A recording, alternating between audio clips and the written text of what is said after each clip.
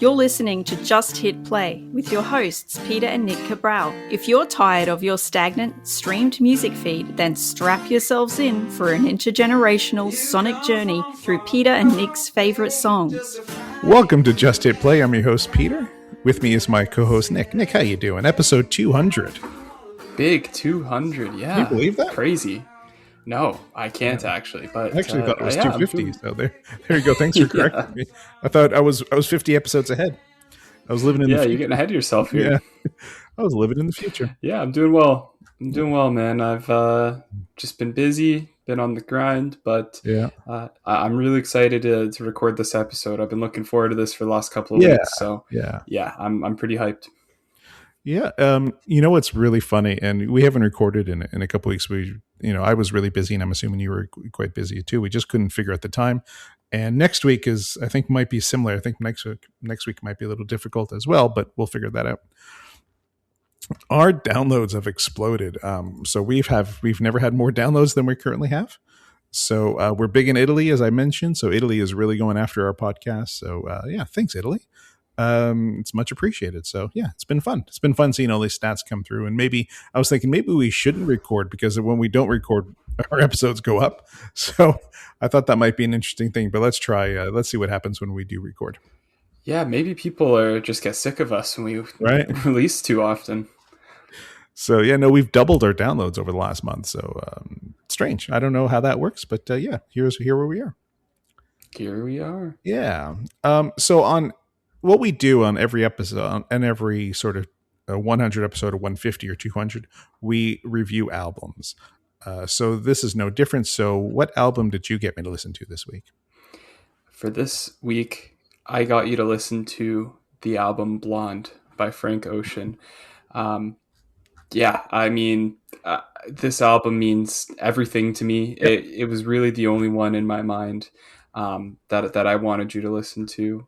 I've been waiting a long time to get to talk about this in a long form format. Yeah. I'm really excited. Now, should we do the final review now, or should we do the review at the end of the record? What do you think? That's a good question. Let's maybe do it at the end. Okay. Yeah. Okay. So we're going to do track by track. So I also got you to listen to an album. So we'll talk about my album after this one, obviously. So let's go track by track. So what was the first song we listened to on Blonde? All right. So first song on Blonde is Nikes. Yeah. Nikes. Yeah. This is one of my favorite songs on the album. It is also the intro. And I think it does a lot of really cool things. Mm-hmm. It introduces us to the most important theme of the album, which is the idea of duality. Nikes kicks that one off. We've got a lot of really cool vocal effects with Frank, a nice spacey, reverby drum beat, and some classic Frank Ocean style introspection. But did you like Nikes? Was this a strong start to the album, it's a great way it's a great way to start a record like this. It's a good opening track. It sets the mood nicely. Really relaxed atmosphere. I think it does a lot of heavy lifting of what you're about to hear. I think it's a perfect intro track. Yeah, the vocal effects are really, really good. I really, really dug the song.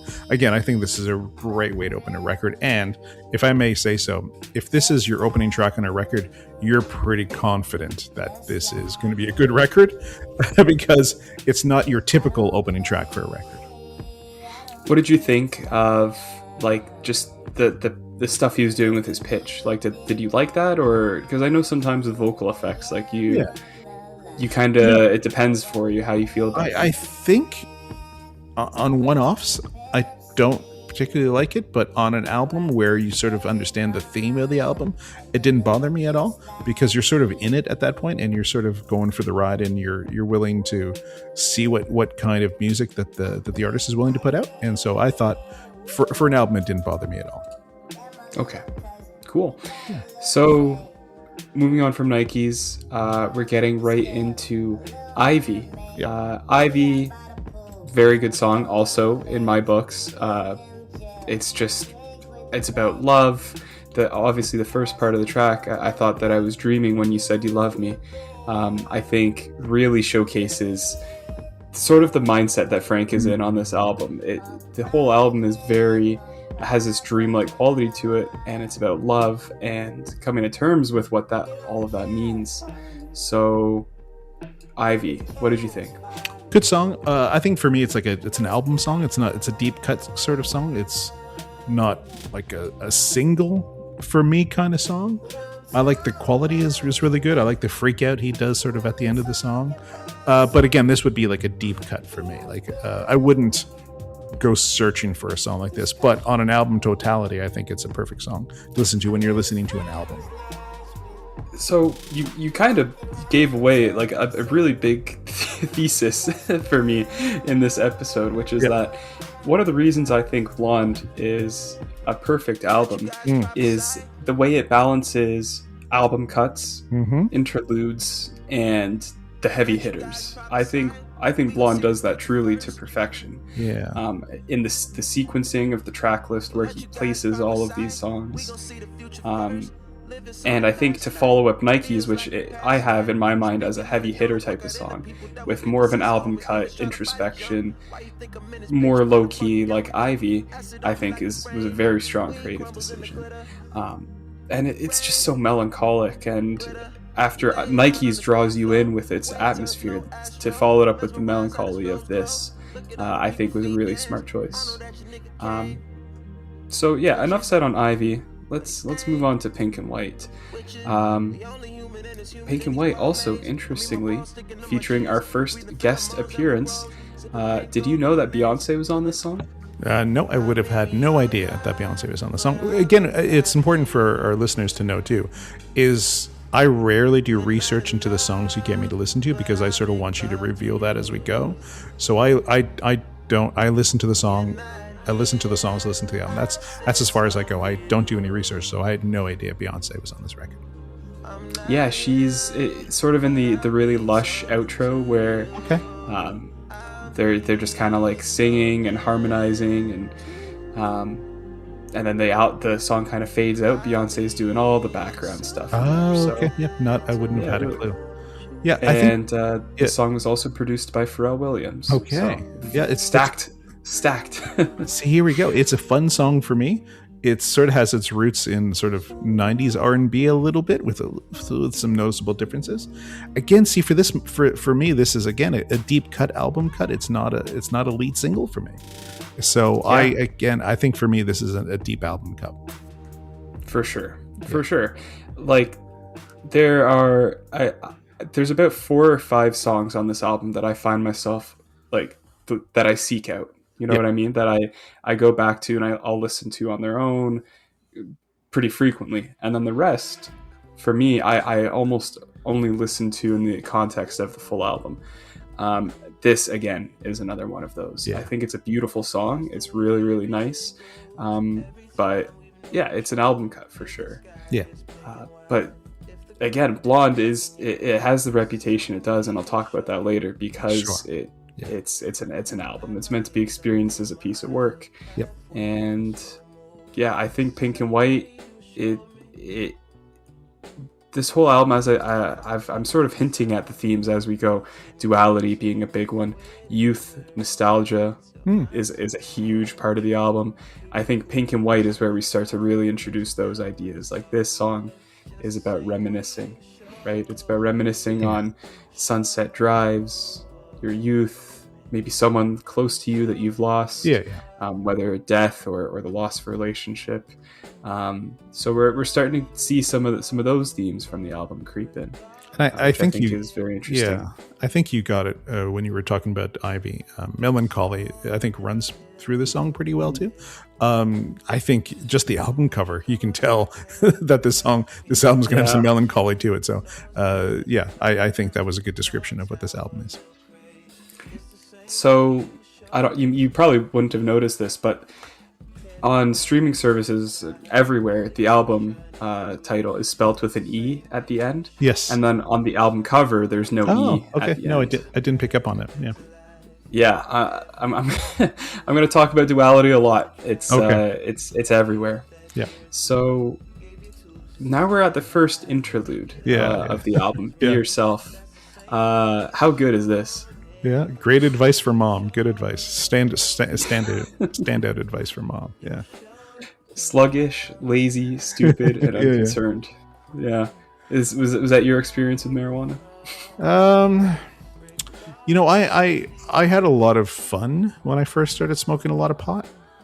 I had to stop because I didn't get sluggish. I got paranoid. So, Okay. so paranoia is what made me stop smoking.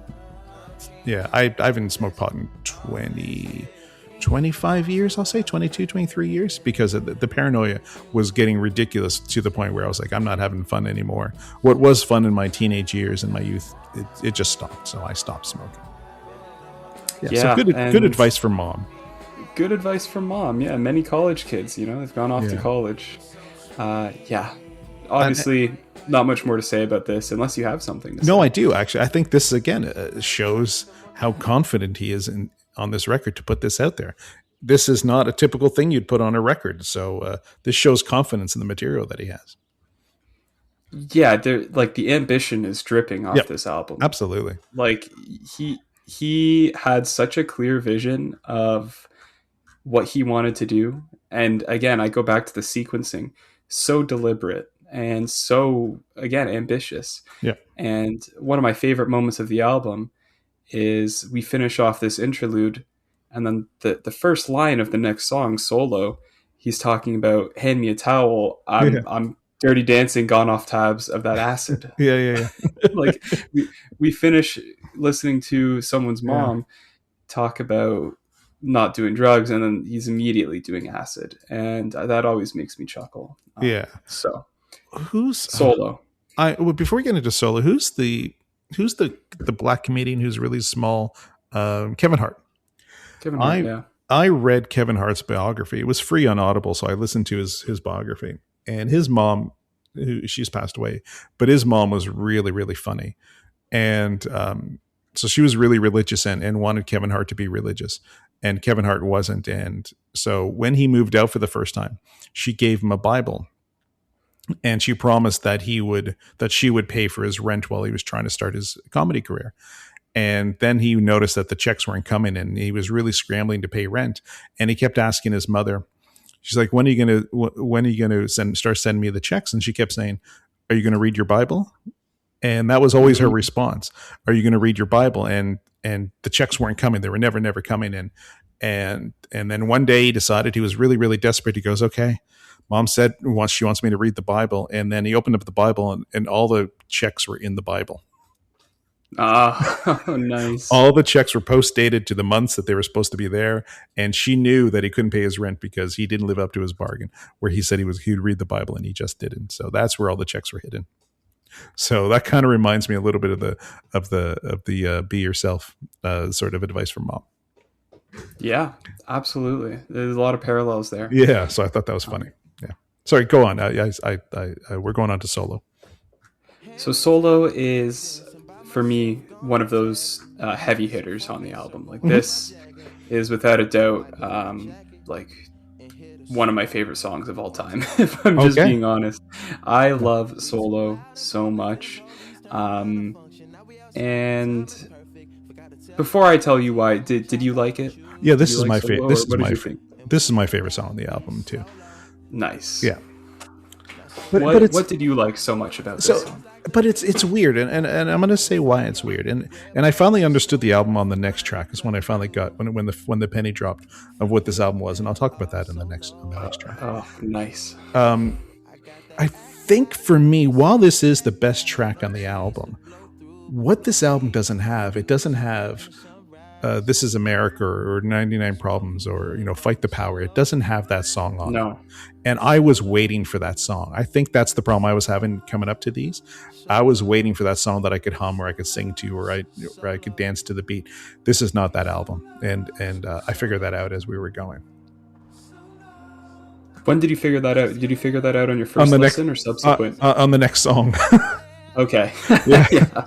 Well, this is a single. Like obviously this is a single on this album, but it's not This Is America. It's not that type. It's not that type of song. And I'll give you my review at the end, but I was starting to get this impression. I was like, maybe we don't have a song like this on this album.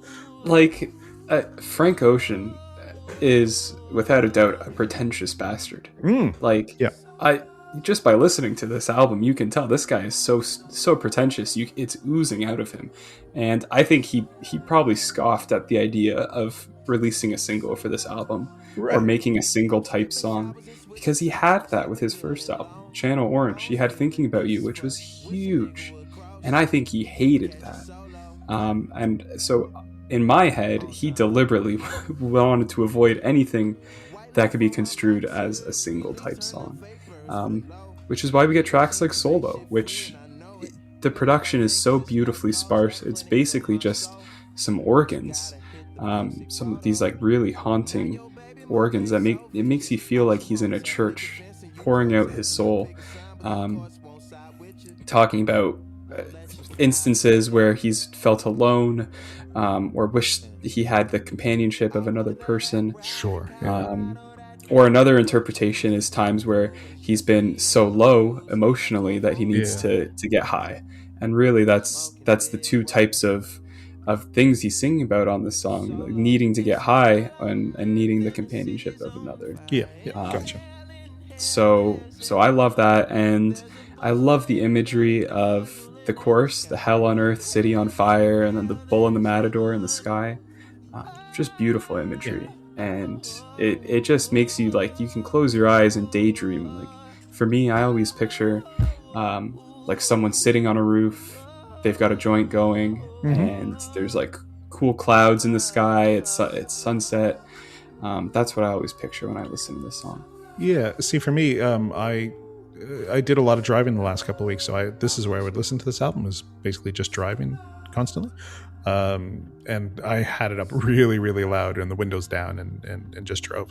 So that's sort of how I like this album, is driving. That's where I sort of took to this record, if that makes sense. And we have another cool collaboration here. James Blake produced this song entirely. Okay. There you go. So he did all the organ and string work and stuff. Yeah. Which is very fitting. It absolutely sounds like James Blake. Yeah. Perfect. Cool. Okay, so Skyline 2, you said this is the one that put the album together for you. Yeah, this is when I figured out what this album was, and this is the penny dropped on this one. And this is where I figured out that this was a jazz album. It's not a hip hop album. It's a jazz album. Yes, it is. There are no catchy songs in this record. It's an introspective jazz record. So that's when I figured out what was happening. Yeah. It's almost like an impressionistic jazz album. It is, isn't it? Yeah. It's so free form. Yep. And avant-garde that it amazes me to this day that people love it so much, and that it's got the reputation it does. And friends of mine who aren't even really that into music, like they like music, but they're not into it like we are. You know what I mean? Sure. Yeah. Love this album. Yeah. And it amazes me to this day, and I think speaks to how good it actually is, because you're right. This is a jazz album. It's so free form and loose. Yep. And Skyline 2 is such an unconventional song. Yeah, exactly. That's when I figured out. I was like, okay, I know what he's doing, because I don't know. Obviously, I'd listened to Nights before because we featured that on a previous podcast. So I was familiar with a little bit of his music, but not really. He's a wonderful singer. That surprised me how good of a singer he is. But yeah, I was expecting a much more traditional hip hop sounding record, because Nights is a hip hop song. But yeah, that's when I figured out. Oh, okay, this is jazz. Yeah. Speaking of him as a singer, we haven't even really talked about that yet. Great Solo, singer. Yeah, great singer. Solo, amazing singing. Yeah. This as well, Skyline 2, some really good singing. Yeah. And this track for me is almost in like a weird liminal space between an interlude and a real song, where it feels just like vignettes and like little flashes of stuff. And I think it works really well as that. And I think it breaks up Solo and Self-Control really well. Yeah. Because for me, Self-Control is almost like paired with Solo as being my favorite song on the album. Yeah. Right. I love Self-Control. And we can move on to that. Yeah. And I'll just start it off by saying that this song, every time I listen to it, honestly incites like a really visceral emotional reaction for me. Yeah. Do you have anything like that, or not really? For this song, well, I think this is the best sounding song on the record. I think whoever produced it, this sounds the best. It's such a beautifully recorded song. The engineering is perfect. Beautiful song, a cappella. See, to me, this feels a little bit like a Bob Marley song. It has that effect on me. Lovely song, yes. Self Control, it would be my second favorite song on this record. So we're in total lockstep here, because Solo and Self Control for me are the two that stick with me, and those are my favorites, bar none. I've got a lot of memories and emotions and feelings attached to this album. Like Blonde for me, it came out when I was a few days away from turning 16. Yeah. So I was really just starting to find my footing as like a teenager, a young adult. Yeah. This album has soundtracked falling into love, falling out of love, the start and end of relationships, major milestones in my life. This album has been there for me basically every step of the way. And I think Self Control has been one of the songs that I've always turned to when I'm like feeling any type of way. And to me, it's the strongest song on the album lyrically, where it to me, it gives me such strong feelings of grief, like grieving a loss of innocence and love. The whole idea that he's like saying goodbye to someone on the song, asking him to keep a place for him. And then at the end, he like comes to terms with it, really, like the saying, I know you gotta leave. That's always been so beautiful to me, like just letting someone go, letting something go. Yeah. So yeah, that's why I love Self Control so much. Yeah, great song. It's like I said, it is the best sounding song on this record, and my second favorite song. Did you get a chance to watch the live performance of it? No, again, see, I pretty much stuck to the record. I didn't delve too deeply into it. I was sort of trying to live with the record. Okay, when you get a chance, watch the live performance, because it's so good. Like I don't think Frank Ocean's ever made a song with the intention of playing it live. Yeah. But this one really, really works well. Like you get the crowd chanting the whole refrain at the end. It's really cool. Speaking of live, did you get a chance to see Nine Inch Nails at Coachella?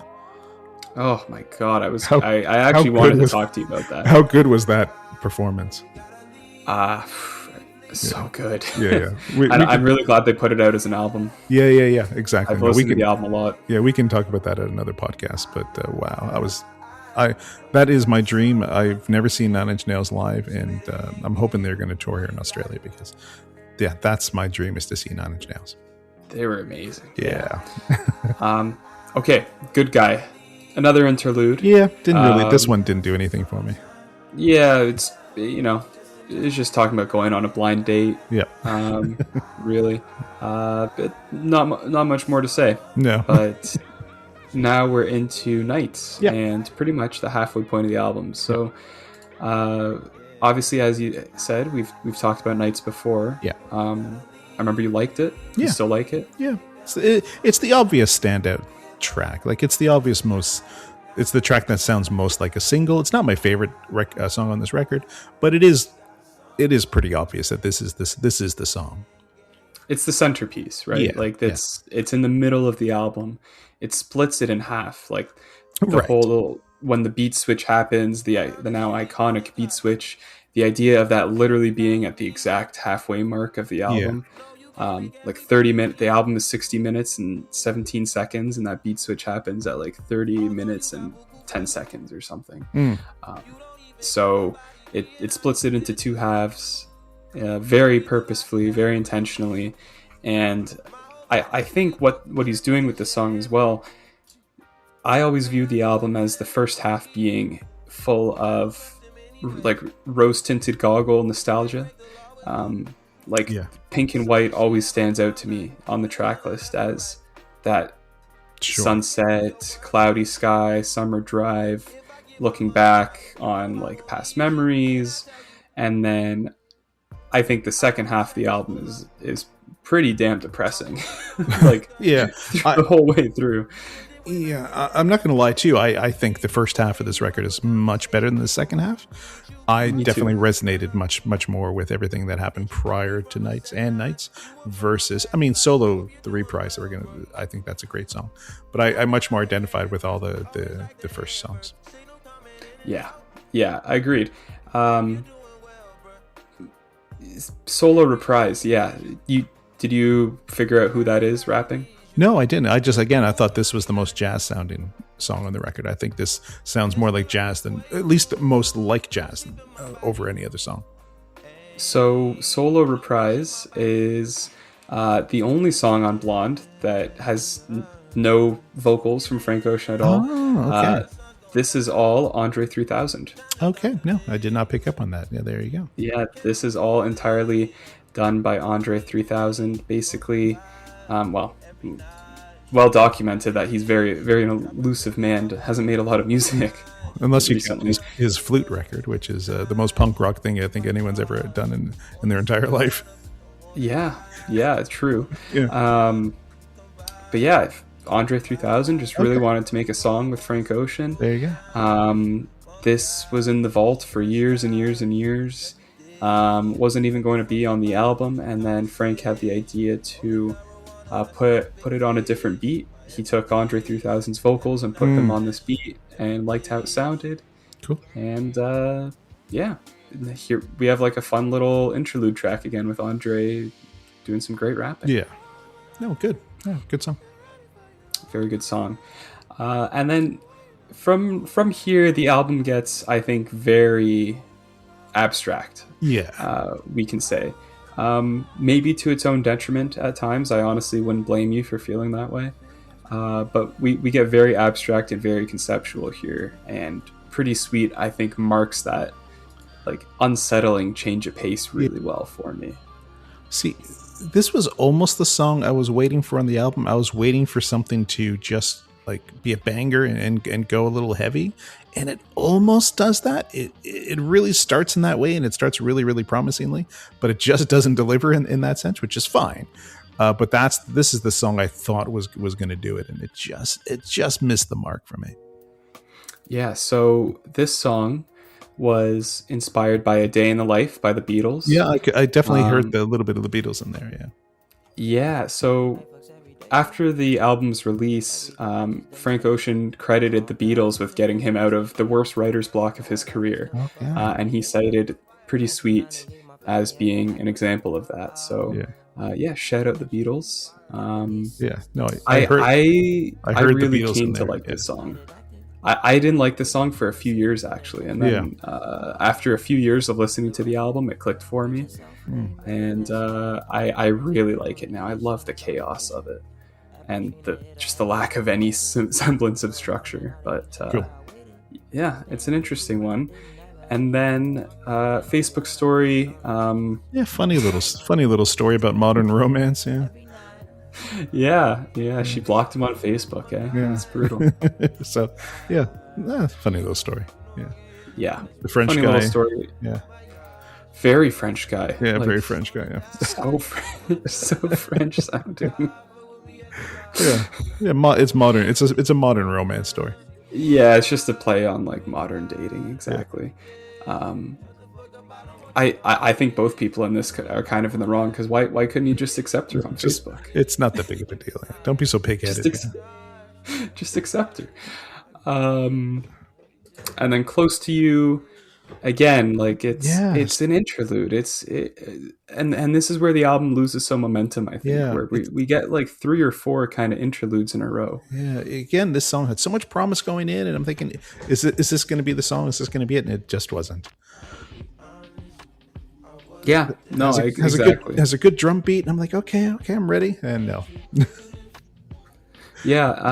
So apparently this is an interpolation of a Stevie Wonder Talkbox cover of a song by the Carpenters. Okay. The song Belong to Be Close to You by the Carpenters. Yes, of course. Okay. Yeah, there was a few years ago, there was a Carpenters cover album where everyone just covered the Carpenter songs. So this might have been taken from that, maybe. Yeah, I've never heard of the Carpenters. I have no idea who they are. Carpenters. So it's a female drummer, and her brother was the guitar player. She sang, and she died of anorexia, I believe. So, or bulimia. Oh, She wow. died of an eating disorder. Beautiful song. She was a lovely singer. Yeah. So they released a Carpenters cover band, and all these artists just sang Carpenter songs. A good band from the '70s. Yeah, so Frank Ocean heard this Stevie Wonder cover of that song, um, and then said as soon as he heard it, it moved into his favorite songs of all time list, right Yeah. next to Prince's "When You Were Mine." Okay. And Yeah. so he just wanted to sing a little bit of it on the album. I Yeah, guess. Carpenters have. Well, you know what? I was gonna listen. I was gonna get you to listen to another song, but let's play this one Carpenters next week. How's that? Sweet. Yeah. So Okay. I just have to figure out what Carpenter song, but I'll figure that out as we go. All right. White Ferrari. So this is another one of the heavy hitters on the album for me. So much so that I got a tattoo for this song on my forearm. I think this one is just absolutely heartbreaking, and this is a song that can definitely move me to tears very easily. What did you think of White Ferrari? Yeah, it's a beautiful song. It has some lovely landscapes in it. Great singing. Yeah, again, I think we're sort of similar in this, and this is another one of my favorite songs in this record. Yeah, It's a big standout on Yeah. the track list, I think, and it's a breath of fresh air after the more experimental interludes and ideas of songs that precede it, where White Ferrari is like, we're back, we're yeah, recentered, we're back. Frank's firmly in the driver's seat, and he just takes us through the end of a relationship and love and the idea of permanence. Um, and I think the last verse where his voice pitch changes and we just get some really sparse piano, I think is one of the more beautiful moments on the album. Mm, Um, like the line, "You dream of walls that hold us in prison," and then saying it's just a skull and we're free to roam. That's some lines that have always lived rent free in my head. yeah, So yeah, I love the song so much. yeah. No, it's a standout. I love the, and again, I think my assumptions were right. This proves that it's a jazz record. This song, um, it must have been so freeing for him to record. And I think you're right when he said he had a bit of he's egotistical a little bit, but this is a good example of that of an artist who just is doing whatever the hell they want to do. So John Lennon and Paul McCartney are credited as co-writers of this song. Okay, there you go. I didn't know He that. he interpolated the song "Here, There, and Everywhere" by the Beatles. I guess there's a line from that song, "Spending each day of the year." Yeah. So yeah, that's interpolated on this song, and another reason why he said the Beatles got him out of writer's block. There you go. Perfect. Okay. Yeah. There's a few interesting things about this song. Over 30 different versions of it have leaked online. Jesus. Okay. He was apparently making the song it took him about 5 years to make this song, Wow. because he just kept coming up with different versions of it.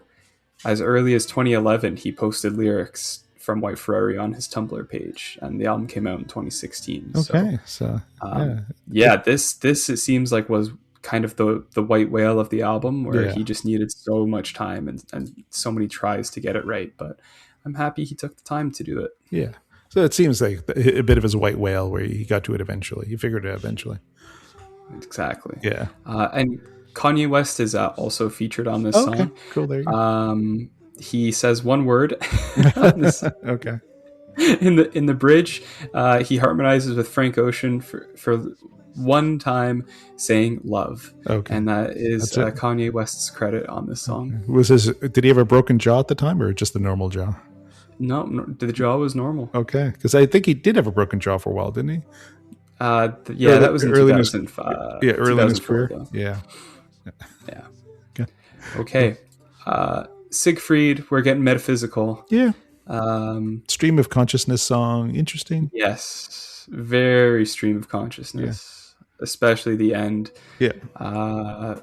Yeah, very interesting, very interesting, and this one, it feels like he's kind of like lifting off the ground a little bit, and he's just kind of like untethered and doing whatever. And I think this song's beautiful, but it's very stream of consciousness and lovely tone, good singing. Yeah, I can't say anything bad about the song. Yeah, it's great. See, I wish he would have ended the album with this song. I think this is a perfect way to end a record, but he didn't. But then we wouldn't have got Godspeed. Or do you mean you wish he put this at the end? At the end, yeah. I think this would have been a better song right at the end, yeah. Yeah. Godspeed, I think, very beautiful. Yep, atmospheric. Very, very beautiful song. Lovely singing again, yeah. But James Blake, actually, he did a cover of this song that, for me, actually, I like better than this, and I almost feel sacrilegious saying that, but I prefer James Blake's version of this. It's just so beautiful, and the songwriting on here is fantastic, and I think that's the standout. It's just a really timeless song. It could be from any era, any generation. I think you're right. It doesn't specify the early 2000s or the mid 2000s. It's any. It could be any time. Yeah. Yep. All right. And then we've come to the end. We've come to the end of Blonde, Future of Free. Yeah. See, this is where this song falls down for me. I found the song kind of annoying. It definitely takes its time. Yeah. I like this song a lot, and that's an unpopular opinion. Yep. I didn't know. Yeah, most people don't really have much to say about this one, but I'm a huge fan of this song. Granted, I did manually edit the runtime on my iTunes so that it ends when the actual song ends, and I don't sit through the interviews. Right. Yeah. I just love the I don't know, the vibe, the soundscapes. Sure. Again, the stream of consciousness.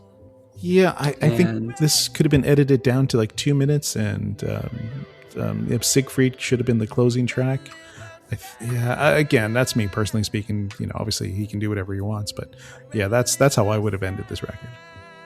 I think as a Frank Ocean fan, for this to me feels like the only time on the record where he's actually speaking directly to his audience in any type of way. Sure. It feels very direct. Yeah.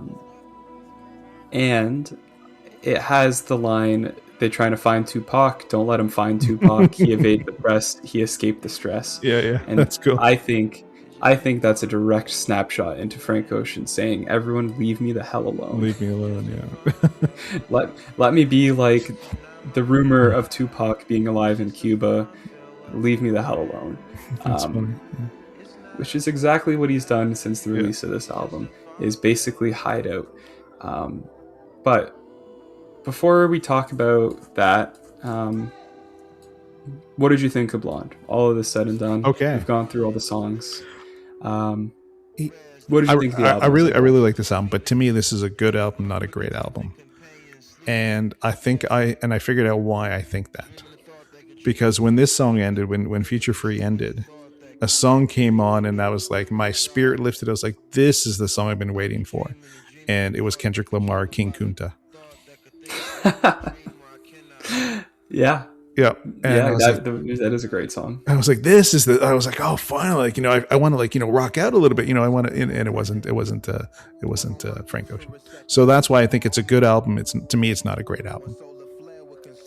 I understand that completely. Yeah. And I think in order for this album to be a really great album and to really enjoy it, I feel like it's almost mandatory to develop some kind of like emotional attachment to it. You would have to, yeah. In the way I have, and so many people, roughly in my age range, have. Yeah. This feels like a seminal Gen Z album, and I kind of alluded to that earlier when I said myself and so many of my friends and people I know have a strong connection to this album. I think it's just the time it came out, the way that it was a soundtrack to so much of life for me and for others, I think really plays a role in its legacy and how it's sort of gone down as and been remembered. Yeah. To just listen to it for a couple weeks, however many times you did driving. I understand why it wouldn't be like the 10 out of 10 album that Yeah, everyone says it is. I think it is a little flawed. I think the last song does it for me in the flawed aspect of things. But again, it's a personal thing. I think sonically it's beautiful. I think it's recorded wonderfully. I think it sounds great. So there's not much wrong with it. But for me to be on that level, to be a great album, it just needed that song. It needed that, This Is America. It needed King Kunta. Like, it needed just that one song. I think then you put it in the great category. Yeah. So, as I said, Blonde has gone down very well. Yeah, no, I saw the reviews. The reviews are amazing. Yeah. Pitchfork has it as the best album of the 2010s. Yep. Rolling Stone has it third best album of the 21st century so far, and 79th all time. And yeah, obviously it's reviewed amazingly. And it's just for a mainstream artist, Frank Ocean, he had the whole world at his fingertips. His first album, Channel Orange, was huge.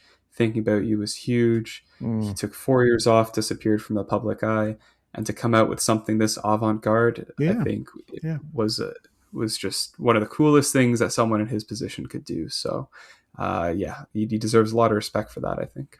No, I agree with you. I think it was a brave choice to make a record like this, because there are no standout singles. There like Nights would probably be the closest thing to a standout single, and that's not really a typical kind of song that you would release as a single. Yeah, I think this song, and I'm cringing in anticipation of what I'm going to say, because it's such a lazy thing that people who talk about music do. But this is, I think, I truly believe this is his Kid A after his OK Computer. Right. Like, for how jarring it was at the time for him to put this out. I really do think this was like his Kid A. And I always respect when someone does that. Yeah, no, I totally understand. You're right. It's a very brave record, and it's a very interesting record. I was not expecting this record. Yeah, well, I'm really happy I got you to listen to it. It's sad that this could very well be the last Frank Ocean album, because we're 10 years out and there's still no sign of him ever wanting to release music again. Okay, this was his opus. Who knows? Yeah. I personally think that at this point he kind of knows he can't really top it. And so he's just choosing not to try, but we'll see. We'll see what happens. Okay, cool. All right. After all that rambling from me, I'm really ready to hear you talk about Pearl Jam. And on that cliffhanger, we wait till the next episode. You've been listening to Just Hit Play. To contact your hosts, Peter and Nick, or to be featured on an episode as musical talent, email justhitplay7300@gmail.com. Keep up to date with news and announcements by following on Instagram and Facebook, linked in the show notes. Subscribe on your favourite podcatcher to tune in next week for more sonic delights. And if you can't wait till then, check out the Just Hit playlist on Spotify, linked in the show notes. A special thanks to Braden Munch for the theme song, and thank you for listening.